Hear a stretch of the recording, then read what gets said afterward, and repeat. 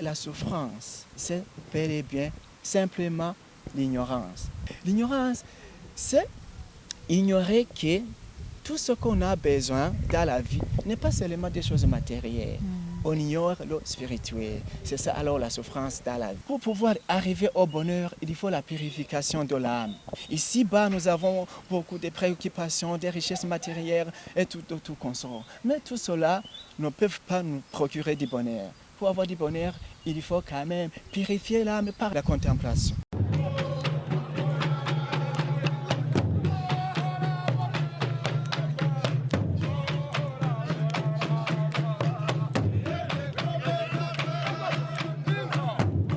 Les spectateurs et auditeurs de la télévision Agaseke et de la radio Agaseke FM, bonjour. Sur le micro, nous sommes avec l'étudiant du grand séminaire Charles Luanga de Kigama.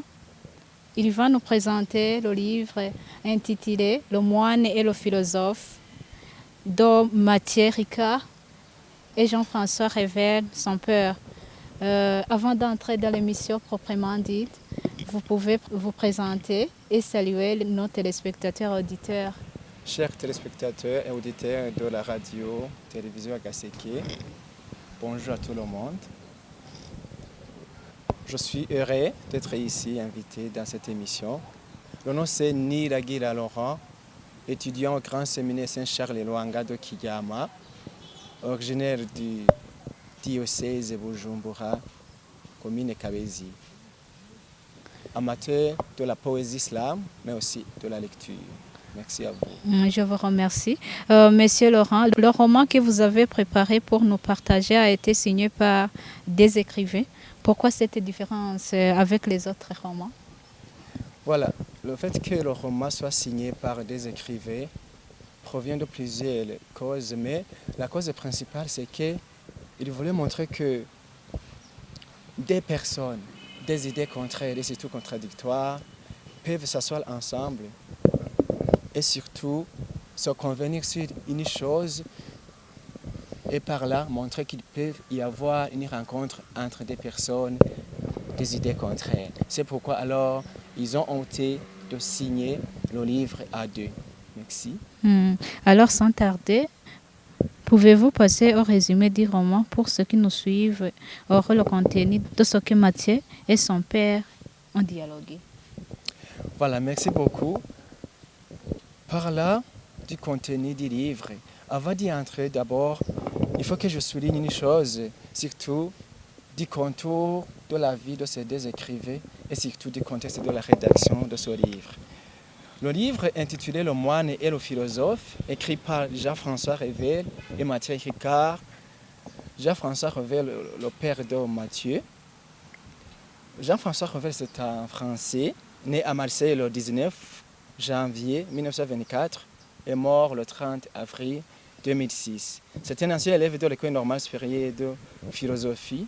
Il était journaliste, polémiste, membre aussi de l'Académie française. Il a enseigné la philosophie, il était écrivain, éditeur, mais plus tard, il est devenu athée. Et par là, il a écrit beaucoup de livres, dont Ni Marx ni Jésus, Pourquoi des philosophes, La tentation totalitaire et tout consort.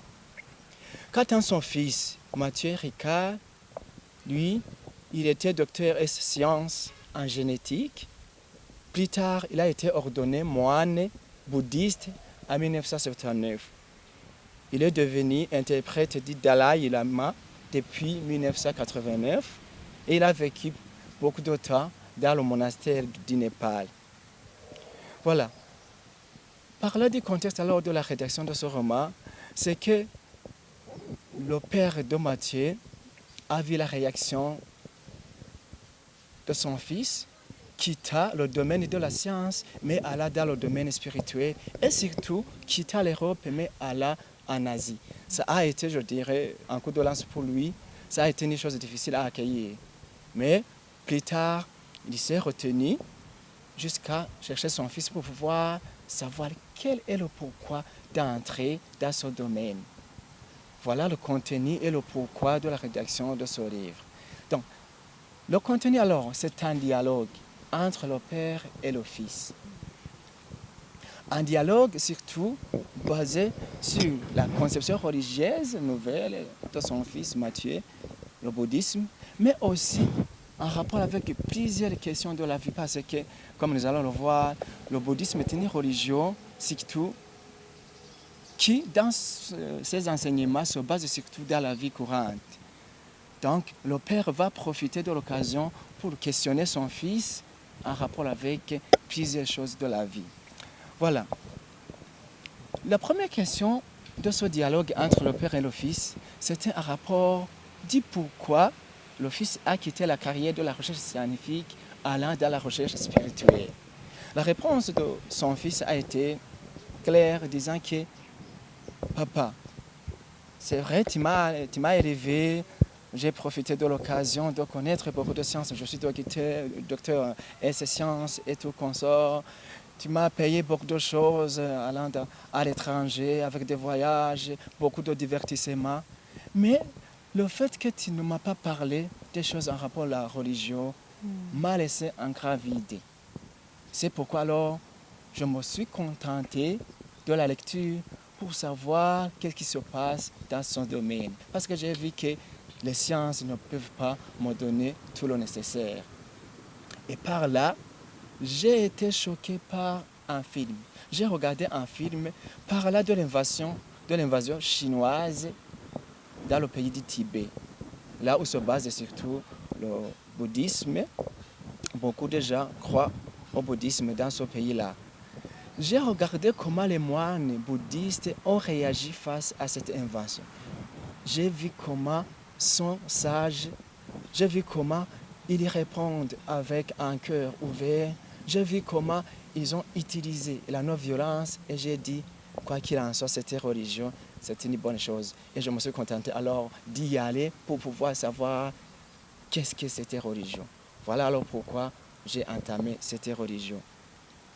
Mais, au cours du chemin, son père lui a demandé, mais pourquoi en fait tu as choisi le bouddhisme? Parce qu'il y a plusieurs religions dans le monde. C'est vrai, moi je suis athée, je ne crois pas en Dieu, mais quand même, ici chez nous en Occident, plusieurs personnes sont chrétiens, islam et tout consommé. Toi, pourquoi tu as choisi d'être à l'étranger et surtout en Orient? Mais lui, il a dit que il est très difficile de savoir expliquer le choix du bouddhisme, tout comme il est difficile pour Amue d'expliquer comment est la saveur du miel, il est difficile pour lui d'expliquer comment il a choisi le bouddhisme. Mais tout simplement, il a vu que dans le bouddhisme, il a trouvé la solution de tout ce qu'il cherchait.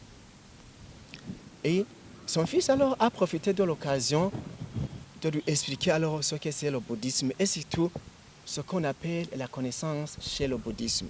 La connaissance chez le bouddhisme, c'est qu'il faut savoir qu'est-ce qui est le bonheur, pourquoi la souffrance. Voilà, si tu arrives à connaître d'où vient la souffrance et tu arrives à connaître le pourquoi du bonheur et où trouver le bonheur, c'est ça le principe de la vie. Toutes ces sciences, toutes ces connaissances n'ont rien à voir dans la vie courante. Voilà. Mais son père ayant entendu ce que c'est la souffrance, il continue à lui demander, mais parle de la souffrance. Est-ce que toi tu connais ce que c'est la souffrance? Son fils continue à dire, mon père, je sais que tu ne sais pas. Je sais que tu es philosophe, tu ne crois pas en Dieu. Mais la souffrance, c'est bel et bien simplement l'ignorance. Et lui commence à lui demander, qu'est-ce qu'est l'ignorance alors? L'ignorance, c'est ignorer que tout ce qu'on a besoin dans la vie n'est pas seulement des choses matérielles. On ignore le spirituel. C'est ça alors la souffrance dans la vie. Bon. Quoi qu'il en soit, son père n'était pas satisfait de la réponse et continue encore à lui poser d'autres questions, surtout en rapport avec l'existence de Dieu, parce que je vous ai dit qu'il était athée. C'est vrai, même dans le bouddhisme, il ne croit pas en Dieu. Il dit que même le monde n'a pas été créé par Dieu, mais le monde existe par le fait de cause à effet. Et par là de l'immortalité de l'âme. Matthieu dit que pour le bouddhisme, c'est vrai, on croit à l'immortalité de l'âme, mais aussi on croit à la transmission des âmes. Donc, quand l'homme meurt, son âme peut être transférée à d'autres personnes. Et par là, on dirait qu'il n'y a pas de la mort chez le bouddhisme. On dit qu'il y a le changement seulement de lieu. Mais, par là de tout cela, son père lui demande, mais mon fils, tu commences à parler des choses de la métaphysique. C'est vraiment, je suis philosophe, mais à rapport de la religion, je pensais que tu allais m'en dire quelque chose d'ici bas. Mais lui commence à lui expliquer alors ce que c'est le bouddhisme par là de la science de l'esprit. Il lui dit que le bouddhisme, mon père, c'est la science de l'esprit. Pour pouvoir arriver au bonheur, il faut la purification de l'âme. C'est ce qui compte. Ici-bas, nous avons beaucoup de préoccupations, des richesses matérielles et tout consort. Mais tout cela ne peut pas nous procurer du bonheur. Pour avoir du bonheur, il faut quand même purifier l'âme par la contemplation. C'est pourquoi dans le bouddhisme, ce qui compte en premier, c'est la méditation profonde pour pouvoir purifier l'esprit.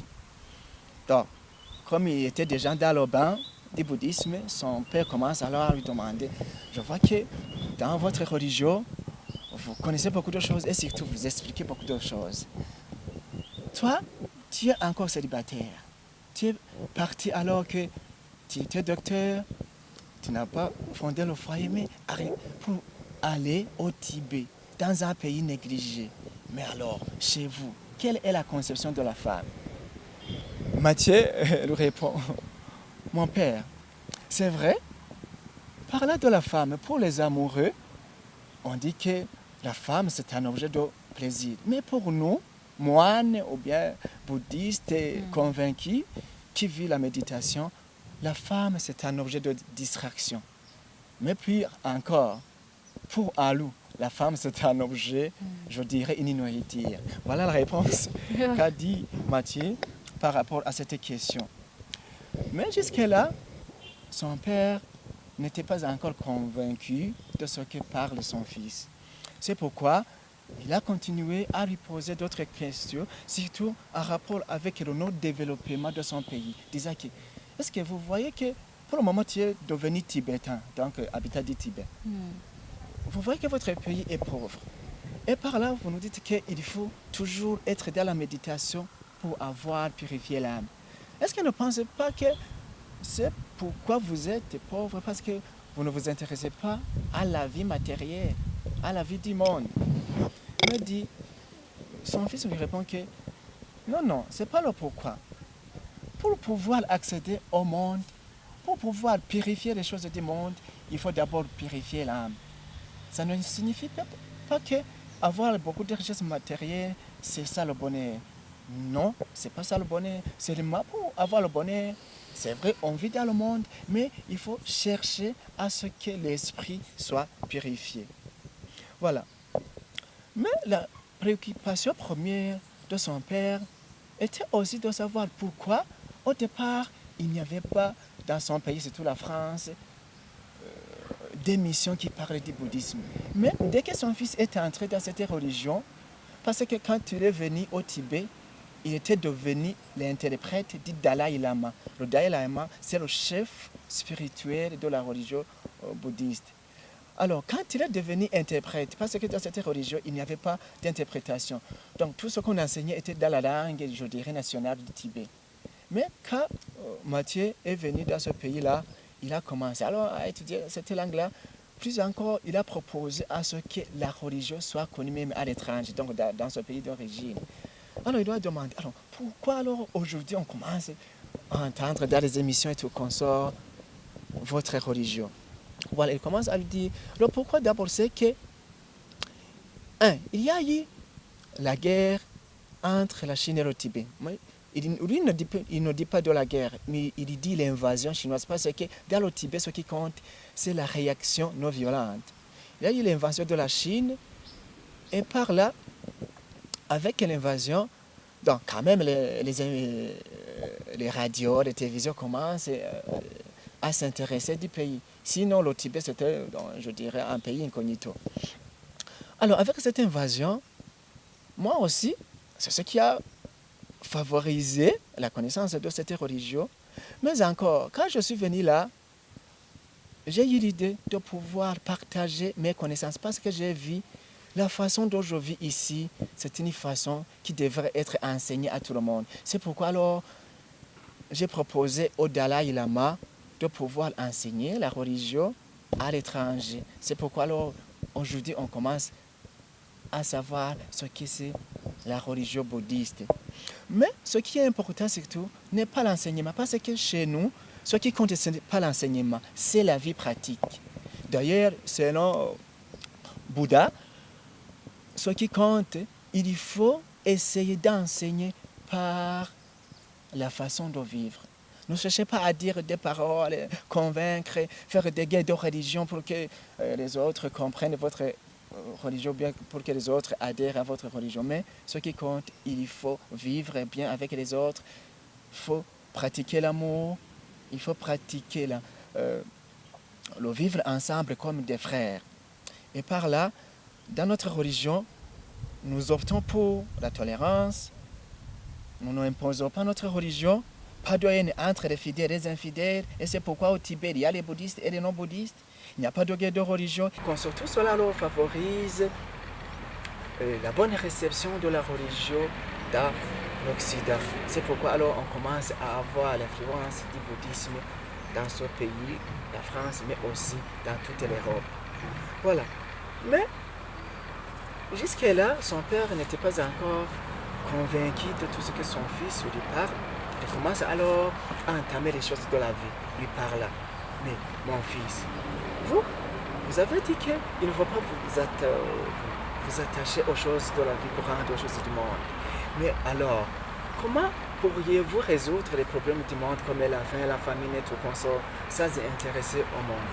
Mais le fils dit que c'est vrai, on ne s'intéresse pas beaucoup parce que pour pouvoir connaître les choses du monde et savoir la solution, il faut d'abord connaître votre âme et votre esprit. Il faut la purification d'abord de l'âme et puis tout cela vous donne le courage d'entamer ces réactions, ces souffrances et tout corps et tout consort du monde. Mais il dit encore, mon fils, vous avez dit qu'il faut faire la réaction non violente dans tout ce qui vous attaque dans la vie. Et surtout dans le Tibet, c'est ce que vous enseignez. Mais alors, est-ce que vous pensez que tout le monde va être converti dans la réaction non violente et surtout d'être converti spirituellement pour pouvoir comprendre tout cela? Mais il dit, dans notre religion, ce que nous enseignons, c'est la patience. C'est pourquoi tout ce que nous le faisons dans la méditation et dans la contemplation. C'est pourquoi alors, il faut attendre petit à petit, on espère que par la bonne manière de vivre, on peut convertir les gens. Mais, jusque-là, son père continue encore à demander d'autres questions. Mais, alors mon fils, dis-moi, comment comprenez-vous la mort chez vous? Lui, il dit, la mort, c'est pas chose difficile, chose étrange. La mort, c'est le changement de la vie. Parce que chez nous, nous savons bel et bien qu'il ne faut pas avoir peur de la mort. Simplement, il faut s'y préparer. Chaque jour de la vie, il faut profiter. Et cela dans la méditation, dans la contemplation. Donc, la mort n'est pas chose à craindre dans la vie. C'est une chose qu'il faut attendre impatiemment. Parce qu'on sait qu'après la mort, alors on entame notre vie. Voilà. Mais alors, il commence à lui parler. Mon fils, vous avez dit que votre religion commence à être connue même au niveau mondial dans d'autres pays. Mais de ce que nous savons, c'est que une religion doit d'abord s'adapter aux cultures, à la tradition du pays.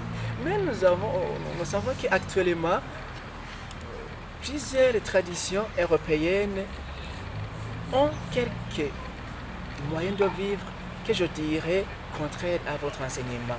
Parce qu'il y a des pays, par exemple, qui ont légalisé la mort comme peine, qui, je dirais, légalise l'esclavage et tout consort. Alors, selon vous, comment concevez-vous tout cela?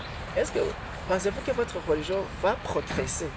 Mais lui, il dit que qui dit vérité ne dit pas que la vérité doit changer du jour au jour. La vérité est unique et la vérité ne doit pas s'adapter d'un moment à l'autre, d'un pays à l'autre, d'une circonstance à l'autre. Seulement, il faut enseigner la vérité par la pratique, la pratique spirituelle, mais qui doit être vécue au niveau pratique. Donc, la bonne entente avec les gens, petit à petit, et aussi vont comprendre même dans leur façon de vivre. C'est pourquoi alors il ne faut pas légaliser la violence, il ne faut pas légaliser comme les pays européens le font, le clonage par exemple, parce que dans notre religion, la vie est une chose sacrée. Voilà.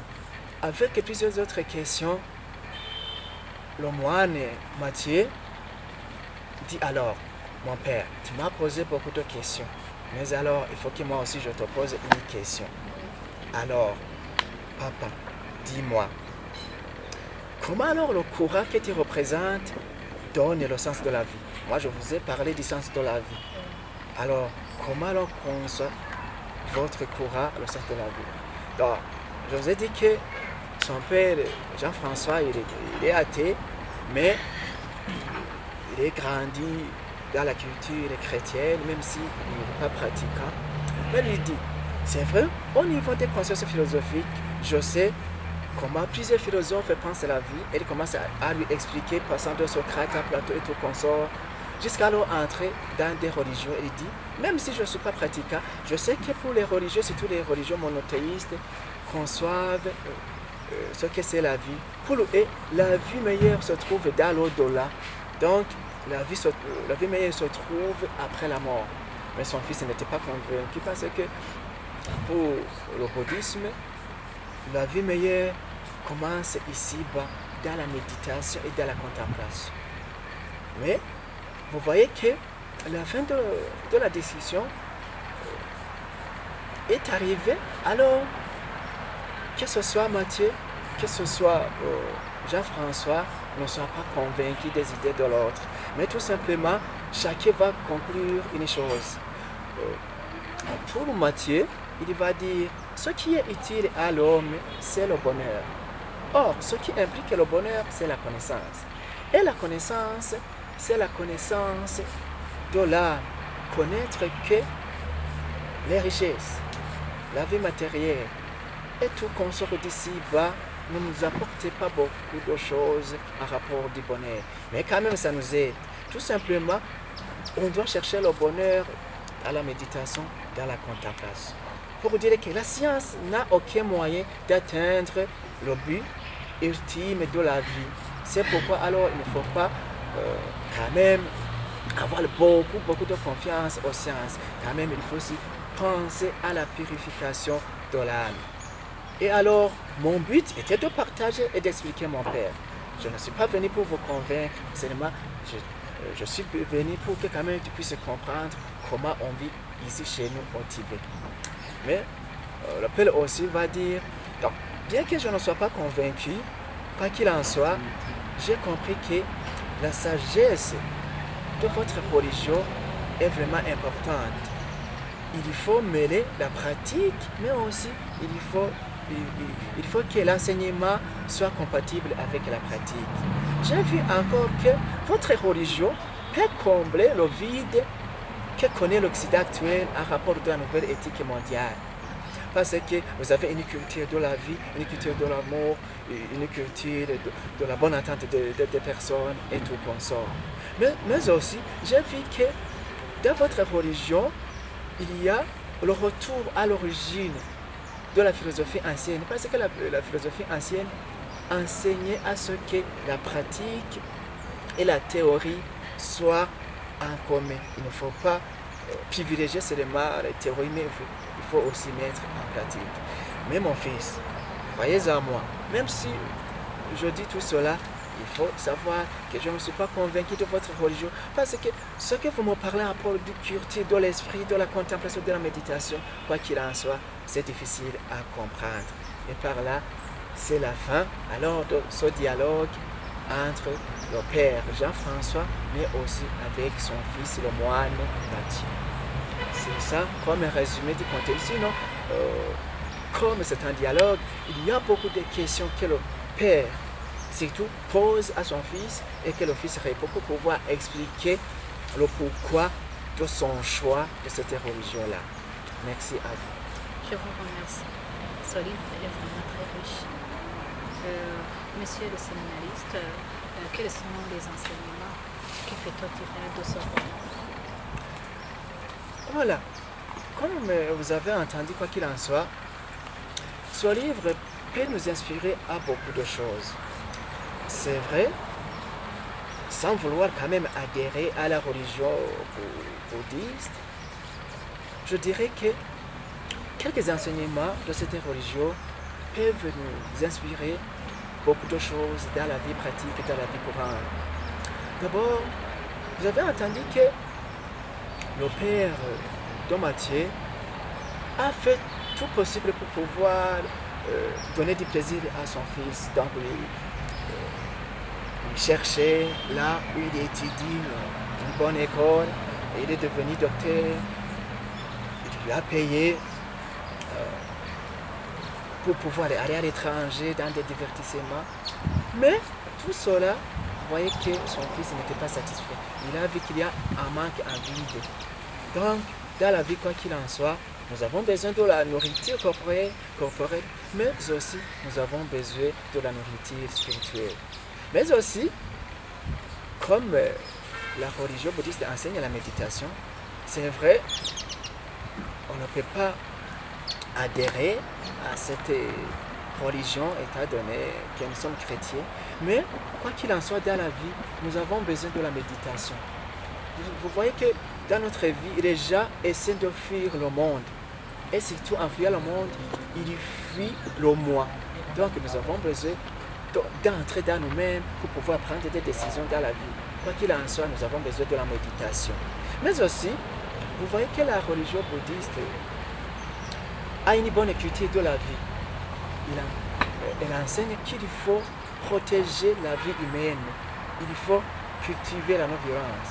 Là, pouvait nous inspirer, et surtout en rapport avec la nouvelle éthique mondiale, en rapport avec le clonage par exemple, la fécondation in vitro, les méthodes contraceptives quand même qui détériorent la vie humaine. Quoi qu'il en soit, la vie humaine, c'est un trésor de Dieu que nous devons protéger. Nous ne devons pas tuer les gens d'une manière ou d'une autre. Mais aussi, quoi qu'il en soit, la religion bouddhiste enseigne, je dirais, dans le langage courant, l'écuménisme. Donc, la bonne entente entre les religions. Même si on ne peut pas partager le même avis en rapport avec la croyance, quand même, il faut non pas exterminer les gens qui n'ont pas une croyance conforme à votre croyance. Parce que nous savons que d'une manière ou d'une autre, chaque personne a une façon d'exprimer sa façon de connaître, de vivre avec Dieu. Alors, il ne faut pas torturer quelqu'un parce qu'il ne partage pas la même conviction que toi.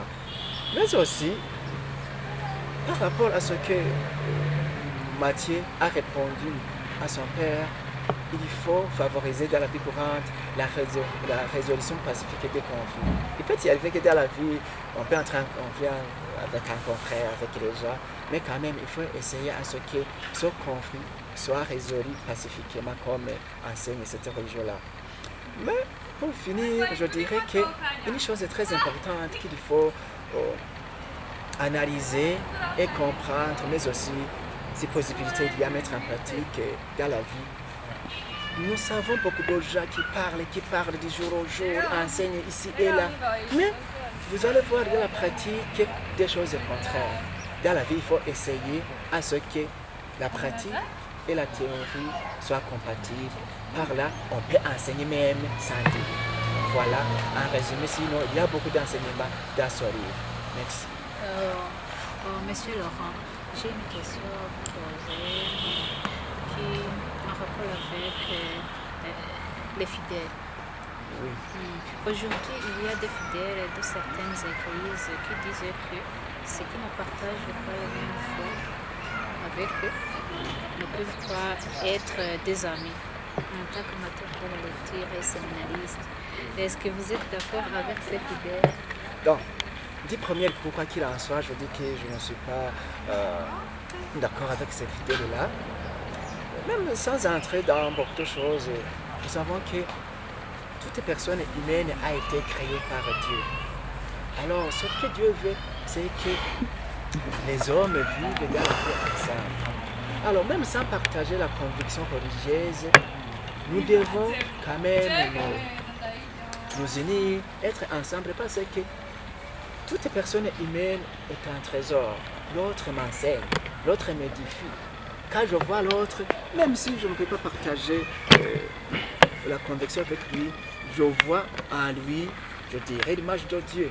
C'est pourquoi alors ces fidèles doivent changer de conviction. Et d'ailleurs, pour les chrétiens, nous savons que même Saint Paul l'apôtre le dit, en Dieu, c'est vrai, il parle en Jésus-Christ, mais qui dit Jésus, dit Dieu, en Dieu, il n'y a pas juif, il n'y a pas grec.